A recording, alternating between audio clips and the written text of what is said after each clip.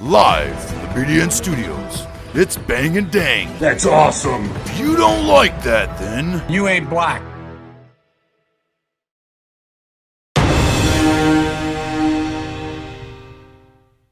Welcome back to Outlaws and Gunslingers. We are your hosts, the Mountain Michiganders. This is Bang speaking here with Dang as usual, and we're on our second Prohibition era episode of Outlaws and Gunslingers. And this one, unlike the first one, Al Capone, probably the most famous bootlegger in the history of America, Al Capone. We're moving on, like we told you guys, if you listen to the Wild West stuff.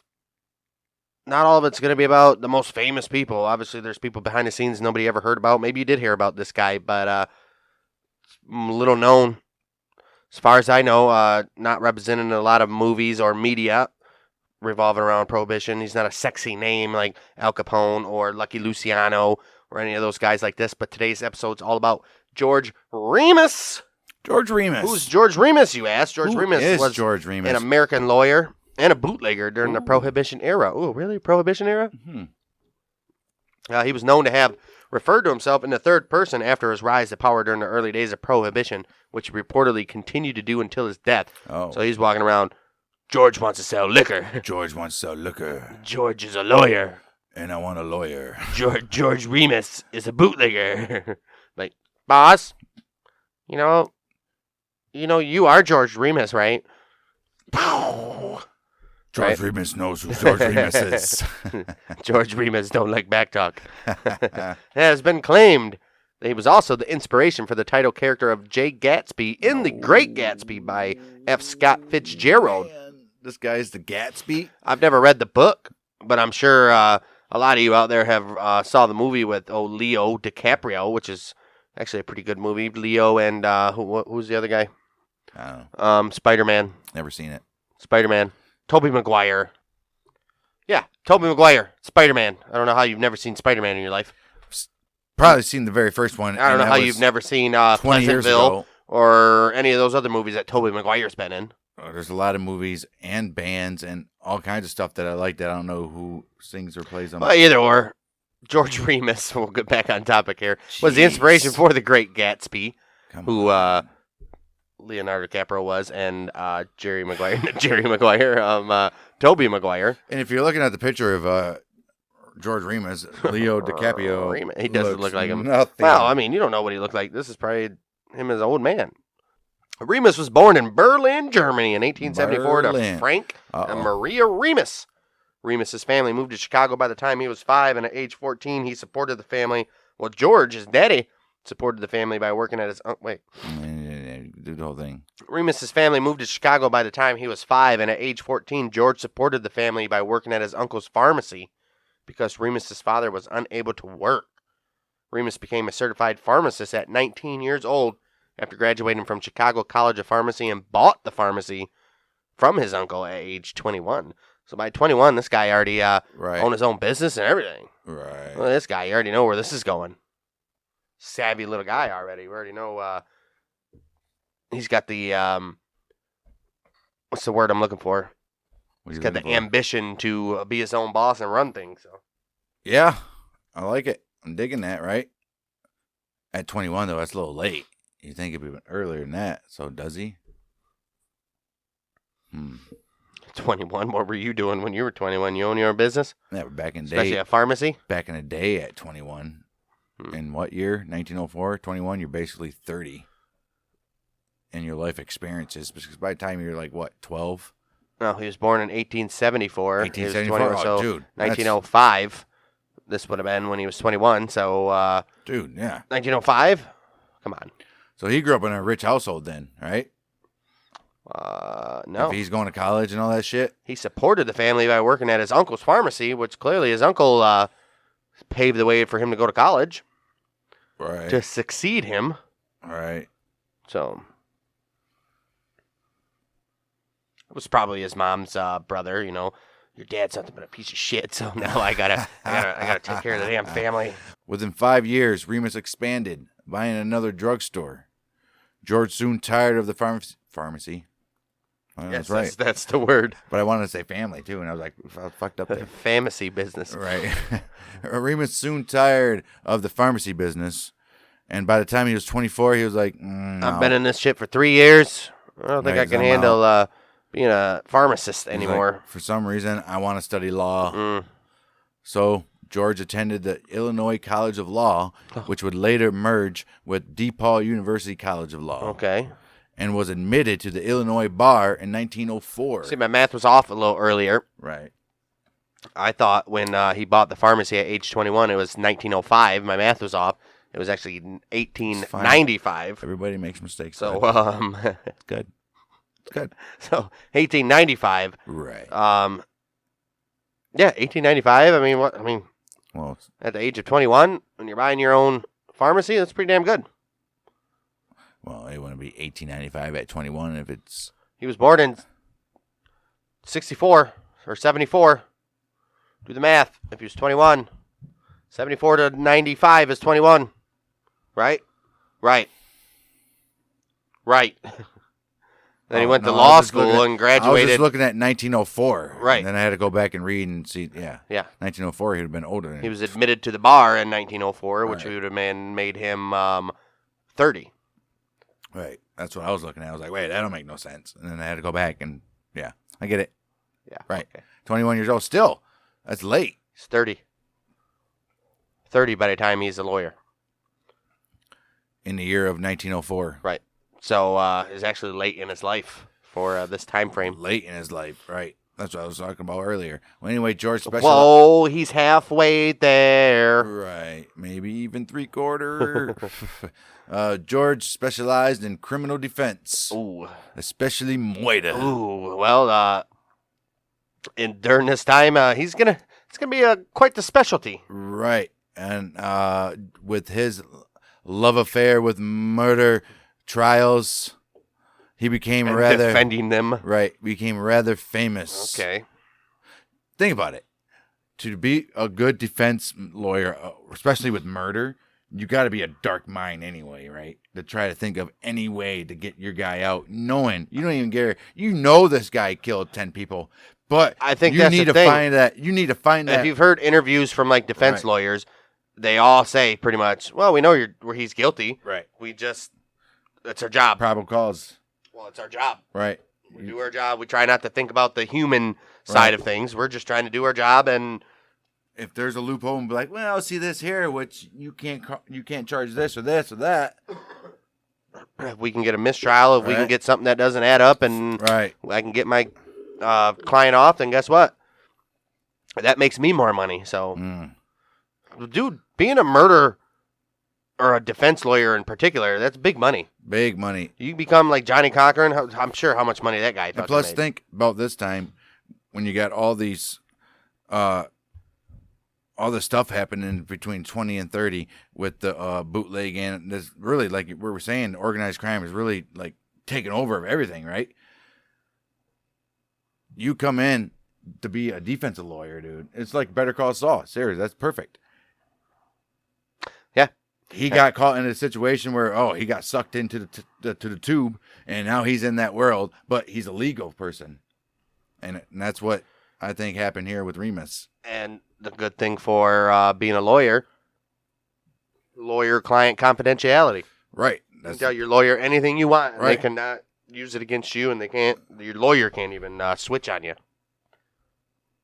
Right. And I think that's what was going on with this whole situation. That's like the backbone. It's really not even, if you think about it, like organized crime and all that ain't like who the head boss is. I mean, it is, but it's really not, because the head bosses depend on people like Remus and Lawyers, dirty and cops, dirty cops. prosecutors, dirty everybody. Right. Everybody in the whole If- system. If they don't have Dirty that- judges. if they don't have that, they ain't as How powerful. many dirty judges and dirty prosecutors and dirty everybody in the system back in the day, especially Right. in the 40s, 50s, 60s, 70s, were Right. dirty. I mean, come on. Right.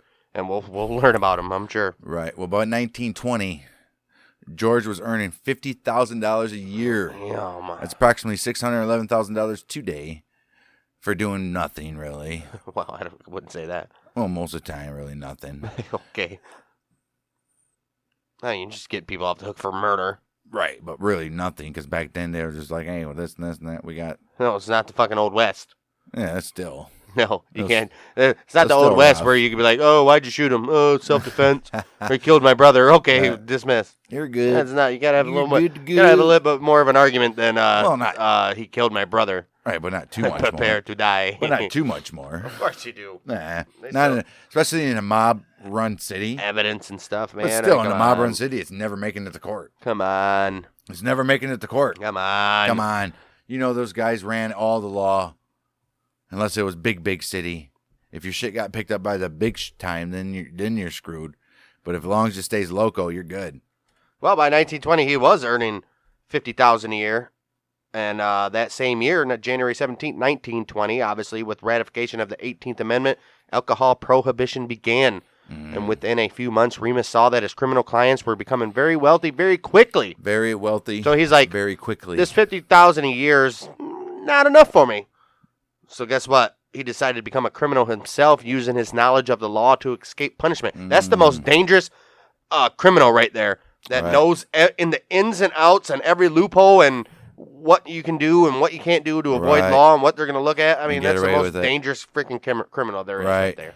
I mean, well, that's just like what you're about to fucking go over right now. George memorized the Volstead Act and found loopholes whereby he could buy distilleries and pharmacies to sell bonded liquor to himself under government licenses for medicinal purposes. Right, because if you remember, anybody that knows about Prohibition, it was legal to sell liquor for medicinal purposes back in the day. So when it first started, that was a way to keep liquor around for if ever found out. Right. Because you know these guys. It's just like when medical marijuana came out, people were getting. Doesn't matter. Like, hey doc, I got a bad back. All right, here's your prescription. Anything a politician tells you can't do, they're doing. Right. So they got to make a law. So if it ever gets caught out, it'll be like, oh no, there's an act for that. Right. You can do this if you have that. So that's what's happened here with the liquor. Well, plus back in these days, liquor was unknown. It was medicinal. They issued liquor for medicinal purposes back in these days too. So. George's employees would then hijack his own liquor so he could sell it illegally. Wasn't that what Gus was doing in Better Call Saul? He was hijacking his own truck? Pretty much. George moved to Cincinnati right after this, in the region of the country where 80% of America's bonded whiskey was located. He bought up most of the whiskey manufacturers. In less than 3 years, George made $40 million with the help of his trusted number 2 man, George Connors. Damn, so this dude came in and just took over in Cincinnati. We got to find out who this George Connors guy is. Al Capone who? George Connors. We got to find George out. Connor. Well, he's just with the help, though. Right. Remus owned many of America's most famous distilleries, including the Fleshman Distillery, which Remus bought for $197,000, a price which included 3,100 gallons of whiskey. Oh, and oh my! Jeez, in addition to serving product that's already there. That's probably triple that 197. Oh, easily, yes. In addition to serving the Cincinnati community, many other small towns such as Newport, Kentucky, began serving as drinking towns, where gamblers opened small casinos to entertain their drunken patrons. Wow! This dude was serving the whole region, the whole Midwest almost, just off his liquor. Right. Wow. He's like, this lawyer thing ain't really working out when I can make millions off of illegal liquor. But still be one of the best decisions I ever made. Look at me now, Pa! But still be an active lawyer, you know what I mean? Still keep his bar up. I don't know if he was. Yeah, I'm sure he is. He just ain't practicing. It's true. He might still be, though. He might be, yeah. You never know. One of George's fortified distilleries was the Death Valley Farm, which he purchased from George Gehrum. Gehrum, G-E-H-R-U-M. George G-E-H-R-U-M. Gehrum. Right. The outside world thought it was only accessible by dirt roads. The outside world thought that, but it wasn't. Well, the actual distillery was located at 2656 Queen City Avenue. Okay. The alcohol was distilled in the attic of the home, then dumb-waitered below. For you guys don't know what dumb-waitered is, it's basically... What is it? What do you gotta do about it? You're about to explain it, actually. Oh. The basement was where a trap door was located and a tunnel approximately 50 to 100 feet long and 6 feet under the earth. The bootleggers would push the products along the tunnel out to a waiting car, usually making it safely away. It is believed to be one of the only locations never busted in the Cincinnati area. That didn't explain none of that. You liar. Dumbwaiter means a small elevator for carrying things, especially food and dishes between the floors of a building. So they put the fucking booze on a elevator shaft down to the basement and carted it out in the Get it. Get it. The tunnel. So, yeah, dumbwaiter, like I said. All right. You just explained it. I did. Pretty much. In 1920, a raid by hijackers took place, but Remus's armed guards, led by John Garham, fired heavy volleys at the hijackers, and after a short fight, the wounded attackers left. Ooh. In addition to becoming the quote-unquote king of the bootleggers, Hey, Remus was also known as a gracious host. Ooh, and he's nice. Here's where the Great Gatsby comes in.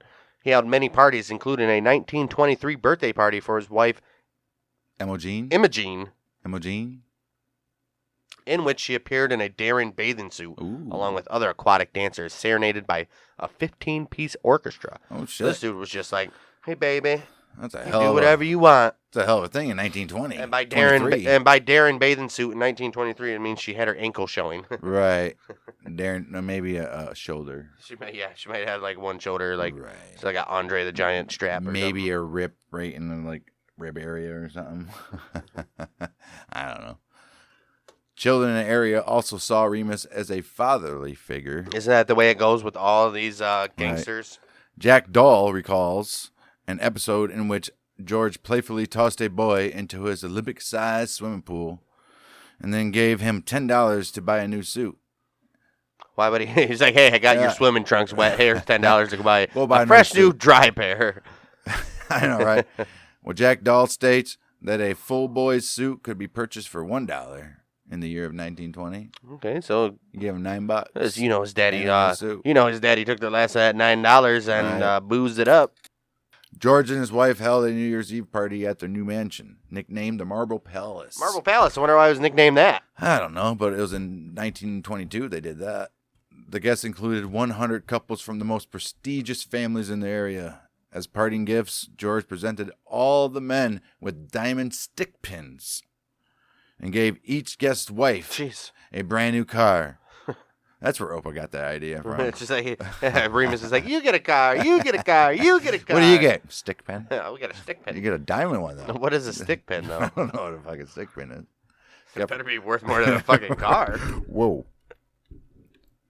Right. What is a stick pin? A diamond Stick pin is a straight pin with an ornamental head worn to keep a tie in place. Okay, so Oh, damn. probably How much cost does it just as much as a car back in the day with Look all the at that. diamonds. What is a diamond stick pin? 1925, yeah. Art Deco diamond. Yeah, so How much does it cost? Diamond stick pin cost. this is what it looks like. Yeah. Well, a Nazi one or whatever. I'm sure. That's like one of the first ones. I'm sure if it was all diamond, though, it cost just as much as a car back in the 1920s. So Maybe. Anyway, where we're at. So these guys got little tie holders, pretty much, and the wife's got new cars. Right. Who's jealous? Right. Who's jealous? You're like, babe, give you the stick pin for your car. She's like, no, George gave me this. George. Georgie's. George held a similar party in 1923 when he gave each female guest, you guessed it, a brand new Pontiac. Brand new Pontiac back in 1923. Wow. What is it with giving these chicks? And what is it with giving these chicks cars, anyways, where they were barely even allowed to drive and or knew how to drive? Apparently, there was 50 women present, so So he he had to gave give away away 50 new Pontiacs. New Damn. Pontiacs, yeah. Holy shit! On July 20th, 1899, going back a little, Remus married Lillian Clough. Ooh. Their daughter, who was born in 1900, was Romola Remus, Right. who became a child actress in silent films, playing cinema's first Dorothy Gale Oh. in the 1910 version of The Wizard of Oz when she was only Whoa. 8 years old. Wait a minute. So his daughter was the first Dorothy in The Wizard of Oz. Wow. The marriage ended in divorce in 1920 after Remus began an affair with his legal secretary, Augusta Imogene Holmes. You guessed it. Oh, Holmes no. was a young divorcee with a young daughter, Ruth. Oh. Remus and Holmes were married in Newport, Kentucky in June of 1920. Oh, ain't that ironic? So he stepped out on his wife and ended up marrying his mistress. Right. Okay. 1925, George's plan to use his legal knowledge to evade the law went awry. Doesn't it always? Always. He was indicted for thousands of violations of the Volstead Act, convicted by a jury, the very Volstead Act that he studied to beat. Right, and then still gets thousands of indictments for it. Oh, I forgot about those ones. He's convicted by a jury that made its decision in under 2 hours. Given a 2-year federal prison sentence, he spent 2 years in Atlanta Federal Penitentiary for bootlegging. So he's in jail he's in prison for 2 years. 2 years. In a Fed prison, though, so. In 1925 to 27, so while he's in prison, Remus befriended another inmate and eventually confided in him that his wife, Emma Jean Holmes, had control over his money. Uh-oh. Oh, no. The inmate was an undercover prohibition agent, Franklin Dodge, who was there to gather information of that sort, very sort. He was there solely to get information on Remus to see who controlled his money. And jeez, come on, you got to be smarter than that, Remus. I thought this guy's supposed to be a lawyer and all this stuff. Yeah, but he was a dumb lawyer. That's why he's in prison. He's Dodge, who was there to obviously gather information of that sort. Instead of reporting the information, Dodge resigned his job and began an affair with Remus's wife. Of course. Uh-oh. Oh, no. Dodge and Holmes liquidated Remus's assets and hid much of the money as possible, in addition to attempting to deport Remus and even hiring a hitman to murder Remus for $15,000. In addition, Remus's Fleischmann distillery was sold by Holmes. Oh, gosh. Oh, geez. Remus's wife gave her imprisoned husband only $100 of the multi-million-dollar empire he created. Oh, my Wow, goodness. You can't trust these hoes. Wait a minute. That should have been the first sign that he married somebody who accepted him cheating on his wife. So you know she was going to do the same thing anyways. Huh. Can't trust those hoes, man. Can't trust those hoes. And that dude. It was like, yeah, because he fucked him over in a million ways. Way more money than he would ever earn being an informant. He's like, I'm going to get some millions. I'm going to fuck his wife, and then we're going off into the sunset, baby. What should we give George? I don't know, $100? Look at $100. $100? That sounds good. 1927, late 1927. Emma Jean Holmes filed for divorce from George. On the way to court, October 6, 1927, for the finalization of the divorce, George had his driver chase the cab carrying Holmes and her daughter through Eden Park in Cincinnati, finally forcing it off the road. Dang. George jumped out and fatally shot Emma Jean in the abdomen in front of the Springhouse gazebo. In front of the Springhouse gazebo. There you go. To the hoa of the park onlookers. These guys are like, well, not to mention her daughter that's in the car. No. You know. Right. The prosecutor in the case was 30-year-old Charles Phelps Taft II, who was the son of Chief Justice of the United States and former President William Howard Taft. And brother of the future Senator Robert A. Taft. Robert. Oh, shit. That was the president's son. President's son. Although he had lost his big case against another bootlegger, Taft was seen as a man with a bright political future. The trial made national headlines for a month as Remus defended himself on the murder charge. I mean, he was a lawyer after all, right? Right. Not a very good one since he's in fucking prison for thousands of counts of Volstead Act. Ridiculous. Remus pleaded temporary insanity. I mean, that would make you insane when your wife leaves you for some guy and only gives you $100 of millions of dollars. I mean, crime of passion, if anything, right? And the jury deliberated only 19 minutes before acquitting him. See, they sided with him. Damn well they should have. Right. I mean, not in the not in the sense he should have killed her, but I mean, they understood what he was going through. The state of Ohio then tried to commit Remus to an insane. The next step. Keep him locked up. They tried to commit him to an insane asylum since the jury found him insane, but prosecutors were thwarted by their previous claim, which was backed up by the prosecution's 3 well-known psychiatrists, that he could be tried for murder because he was not insane. Exactly. So they were like, he's not insane, but the jury already found him guilty or not guilty. So you guys have no case. Yeah, you can't. Done. Double jeopardy. No double jeopardy here. No. But his millions are already gone. I mean, right. I mean, what are you gonna do? George later moved to Covington, Kentucky, across the Ohio River from Cincinnati, so he kept in close eye on Cincy. Where he lived out the next 20 years of his life modestly, without incident at all. So modestly, see? Right. He married for a third and final time to his longtime secretary, Blanche Watson. Isn't that how it always goes? Right. I've been doing your books for 40 years, George. That was the part, she was probably the only one that stuck by him through. I'm sure she did, too. George ran a small contracting firm Washington contracting until he suffered a stroke in the year of 1950, month of August. For the next 2 years, he lived in a boarding house in Covington under the care of a nurse. Well, apparently his wife and longtime secretary, Blanche, couldn't be bothered to take care of him. So he's like, I'll send you to a boarding house. Yeah, you just go there. George died on 20th of January, 1952 at the age of 77. This dude lived a long time. Right. He is buried beside his third wife. Damn, that's got to be messed up for her. Well, the first one he cheated on, and the second one ran away with his inmate / confidential informant, so I don't think either of them care. Right. So I guess plus the other one's dead. So I guess Blanche is the one to be there, right? Right. Anyway, he's buried next to Blanche at the Riverside Cemetery in Falmouth, Kentucky. Falmouth, Kentucky. Remus is the subject of Cred Holden's The Jazz Bird, a novel, which was published by Simon & Schuster in June of 2008. Remus was featured in the 2011 Ken Burns documentary. If anybody knows who Ken Burns is, he does all those famous PBS documentaries, like the history of baseball, like World War II, Civil War, any documentary that Ken Burns has.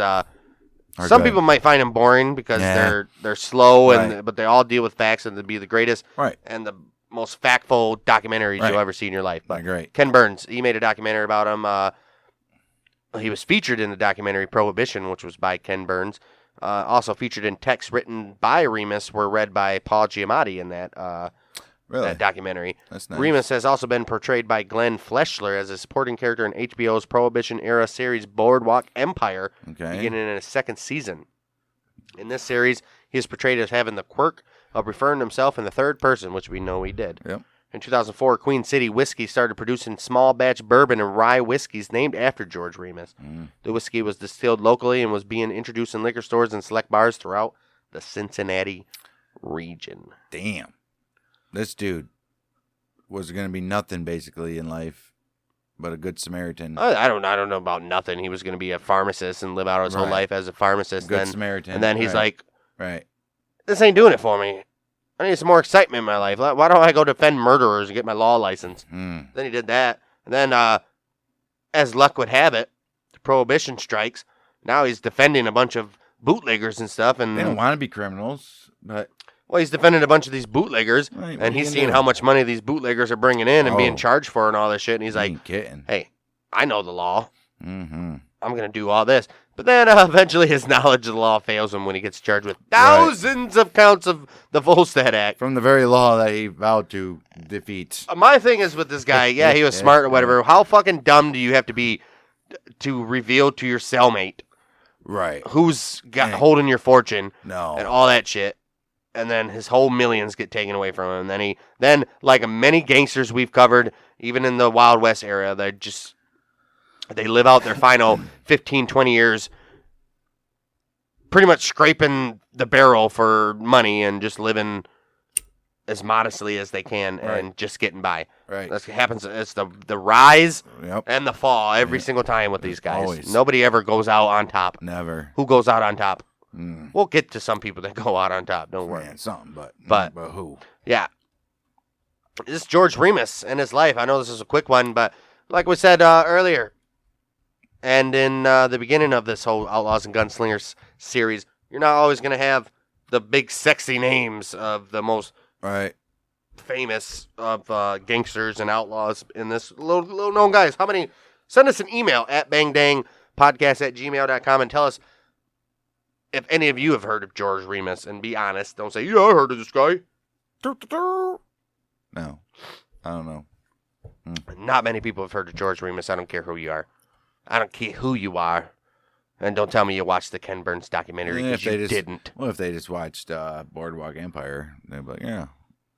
But they still don't know who he is. Exactly. They didn't know all this. Right. So, that's the life of the little known, which I'm still sticking with, George Remus.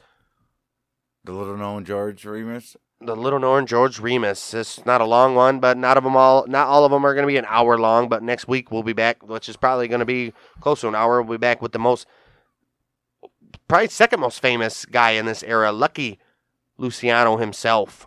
The conniving Lucky Luciano, the old Italian immigrant, straight from Sicily, old Lucky he was. So He's from the old country. It's kind of like the precursor to the Italian Mafia is what we got going on here with Lucky Luciano, because he's associated with all those type of characters. It's all starting to pick up on George Remus, what a good story, I think this guy was. And where are we at? Plenty of drama. What city were we at? In Ohio? Cincinnati, mostly, yeah. Cincinnati. See, once we start Lucky was in Cincinnati, Chicago, New York-ish, so right now, he went all over the place there. Prohibition area is going to be mostly in the Midwest and all that. Right. But it's gonna work its way out to the Eastern when the five families and all that stuff starts going out there. It's going to be great. We'll see. You'll see. Because Lucky Luciano has a lot of that's getting set up for the creation of the American Mafia. So we'll be back next week for Lucky Luciano. Go check out Mountain Michiganders. We just started back up the Monday Night Watch Long, where we take a look at the history of the Monday Night Wars week by week. Watch the main events of both Monday Night Raw and Monday Nitro. We're on week 99 since the first. We've watched 99 weeks of this garbage. I got 99 weeks of wrestling, and most of them weren't not fun. The good year and a half before NWO came in. We're only in 1997, so NWO has been there for maybe 5 months. Arguably the greatest year in wrestling is 98, right, which so we're in July of 97. We're creeping towards 98 over there on the Mountain Michiganders feed. Almost to where the big debut at Bad Blood. Yep, we got Kane. We got Kane coming up in like a month or two, and then we got the infamous Montreal Screwjob, followed very next month with the epic. And then we Starrcade 1997 match between Sting and Hogan. Sting's first match in over almost 2 years. Bret Hart is the referee. Well, he wasn't the referee. Special enforcer or whatever. No, he wasn't the referee. What was he? You sure he wasn't a referee? He came out after because he claimed there was a quick count. Nick Patrick or somebody did a quick count, so he was like, "No, you're not going to screw him like I did with the Montreal or whatever." I don't remember that. And then Bret became the referee, and that's when Sting did the Scorpion Deathlock. It was a botch finish. Yeah, I don't remember nonetheless, that. But I mean, still famous for Sting winning the title, finally giving it back to WCW. Even though in our next episode we're gonna see Luger win the title from Hogan on a Monday Nitro, but I mean, nobody cared about that. But that's over there on the Mountain Michiganders. Luger was probably bitching. He was like, "Come on, man!" I was like, "All right, dude, we'll give you on a Monday Nitro." Yeah, he's like, "All right, maybe a couple weeks." All right, he's like, "Dude, you realize I signed here?" I was like, world champion. I was like the American guy. I took over for Hulk Hogan in WWF, and this is what you guys are subjecting me to over here. What am I supposed to do? They're like Lex, you can't talk. Right, you can't talk. You can't talk. And please don't try. And you put too much oil on your fucking biceps, bro. And he's like, "You're right." But yeah, we're over there. I don't know what else we're doing over there yet. You never know, man. We'll figure something out. We got anything and everything. We got a couple things in our minds, but for now, Monday Night Watch Along over there on the Mountain Michiganders. And we'll be back next week. Lucky Luciano. We are the Mountain Michiganders with Bang Dang.